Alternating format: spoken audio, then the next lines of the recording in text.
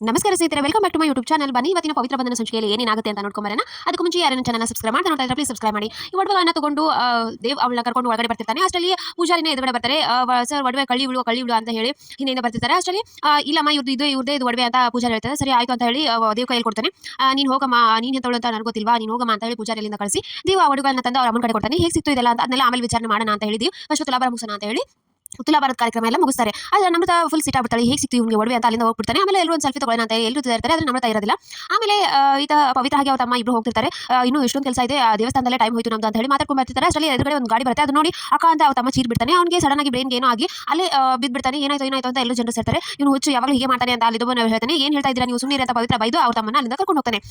ಇತ್ತ ಮನೇಲಿ ರಾತ್ರಿ ತಿಲಕ್ ಅವ್ರ ಅಪ್ಪ ಹಾಗೆ ತಾತ ತಿಲಕ್ ಸೇರಿ ಪಾರ್ಟಿ ಮಾಡೋಣ ಅಂತ ಹೇಳಿ ತಿಲಕ್ ಗುಂಡ್ ತಗೊಂಡ್ಬಂದಿರ್ತಾನೆ. ಅದನ್ನ ಇವರು ಮುಚ್ಚಿಟ್ಕೊಂಡು ಕುಡಿತಿರ್ತಾರೆ. ಅಷ್ಟರಲ್ಲಿ ರಾಧಿಕಾ ಬರ್ತಾಳೆ. ಅಷ್ಟರಲ್ಲಿ ಎಲ್ಲ ಮುಚ್ಚಿಟ್ಟು ಏನು ಮಾಡ್ತಾ ಇದ್ರಿ, ಇನ್ನೂ ಮಲ್ಕೊಂಡಿಲ್ವಾ ಅಂತ ಕೇಳ್ತಾರೆ. ಇಲ್ಲ, ಕಾಫಿ ಕುಡಿತಾ ಇದ್ವಿ, ಬ್ಲಾಕ್ ಕಾಫಿ ತುಂಬಾ ಚೆನ್ನಾಗಿದೆ ಅಂತ ಅವಳ ಮುಂದೆ ಸುಳ್ಳು ಹೇಳಿ ಇದು ಮಾಡ್ತಾರೆ. ಸರಿ ಆಯ್ತು, ಬೇಗ ಮಲ್ಕೊಳ್ಳಿ ಅಂತ ಅಲ್ಲಿಂದ ಹೋಗ್ತಾಳೆ.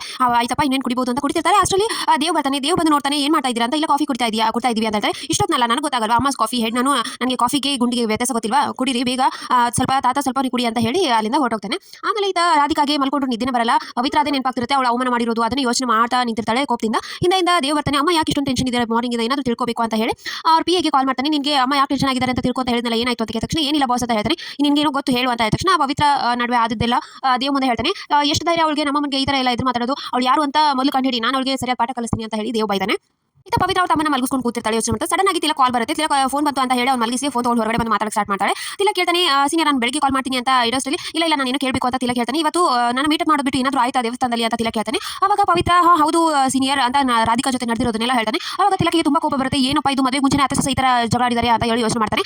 ಅಷ್ಟರಲ್ಲಿ ಆಯ್ತಾ ಪವಿತ್ರ ಅವ್ರ ತಮ್ಮ ಏನೋ ಸೌಂಡ್ ಮಾಡ್ತಾನೆ. ಸರಿ ಆಯ್ತು ಇರ್ತೀನಿ ಅಂತ ಹೇಳಿ ಪವಿತ್ರ ಕಾಲ್ ಕಟ್ ಮಾಡಿ ಒಳಗಡೆ ಬಂದು ನೋಡೋ ಅಷ್ಟರಲ್ಲಿ ಅವ್ರ ತಮ್ಮ ಬಿದ್ದು ಓದಾಡ್ತಿರ್ತಾನೆ. ಅಷ್ಟರಲ್ಲಿ ಅವನ ಎಬಿಸಿ ಎಲ್ಲರೂ ಕಾಟ್ ಮೇಲೆ ಮಲಗಿಸಿ ಪವಿತ್ರ ಅವ್ರ ಅಪ್ಪ ತಾತ ಎಲ್ಲರೂ ಬರ್ತಾರೆ. ಯಾಕಪ್ಪ ನನ್ನ ಮಗನಿಗೆ ಇಷ್ಟೊಂದು ಇದು ಮಾಡ್ತಾ ಇದೆಯಾ ಅಂತ ಯೋಚನೆ ಮಾಡ್ತಿರ್ತಾರೆ. ಇಲ್ಲಪ್ಪ, ನಾಳೆನೇ ನಾನು ಇಂಟರ್ವ್ಯೂಗೆ ಹೋಗ್ತೀನಿ, ಇಂಟರ್ವ್ಯೂ ಪಾಸ್ ಆಗಿ ನನ್ನ ತಮ್ಮನ ಒಳ್ಳೆ ಹಾಸ್ಪಿಟಲ್ ತೋರಿಸಿ ಆದಷ್ಟು ಬೇಗ ಟ್ರೀಟ್ಮೆಂಟ್ ಕೊಡ್ಸೋಣ ಅಂತ ಹೇಳಿ ಪವಿತ್ರ ಅಂತಾಳೆ. ಆಮೇಲೆ ಮಾರನೇ ದಿನ ಬೆಳಗ್ಗೆ ಪವಿತ್ರ ಇಂಟರ್ವ್ಯೂ ಹೋಗ್ತಾಳೆ. ಹೊರಗಡೆ ಅನ್ಕೊಂಡು ಹೋಗ್ತಿರ್ತಾಳೆ, ಈ ಕಂಪ್ನಿಯಲ್ಲಿ ನನಗೆ ಕೆಲಸ ಸಿಗೋವಾಗಲಿ ಅಪ್ಪ ದೇವರೇ ಕೈ ಹಿಡಿಯೋವಾಗಲಿ ನನ್ನ ತಮ್ಮನಿಗೆ ಒಳ್ಳೆ ಟ್ರೀಟ್ಮೆಂಟ್ ಕೊಡಿಸಬೇಕು, ನಾನು ಜವಾಬ್ದಾರಿ ನನ್ನ ಮೇಲೆ ಇರೋದು, ನಿಭಾಯಿಸೋ ಮಾಡಪ್ಪ ಅಂತ ಹೇಳಿ ಅನ್ಕೊಂಡು ಒಳಗಡೆ ಬರ್ತಾಳೆ. ಅವಳು ಬಂದಿರೋ company Amas coffee Dev company ಆಗಿರುತ್ತೆ. ಸೊ ಮುಂದಿನ ಸಂಚಿಕೆಯಲ್ಲಿ ನೋಡೋಣ ಇಂಟರ್ವ್ಯೂ ಪಾಸ್ ಆಗಿ ಸೆಲೆಕ್ಟ್ ಆಗ್ತಾಳೆ ಏನಂತ. ಸೊ ವಿಡಿಯೋ ಇಷ್ಟ ಆಯ್ತು ಅಂದ್ರೆ ಸಬ್ಸ್ಕ್ರೈಬ್ ಮಾಡೋದ್ರ ಮರಿಬೇಡಿ. See you next vlog. Bye.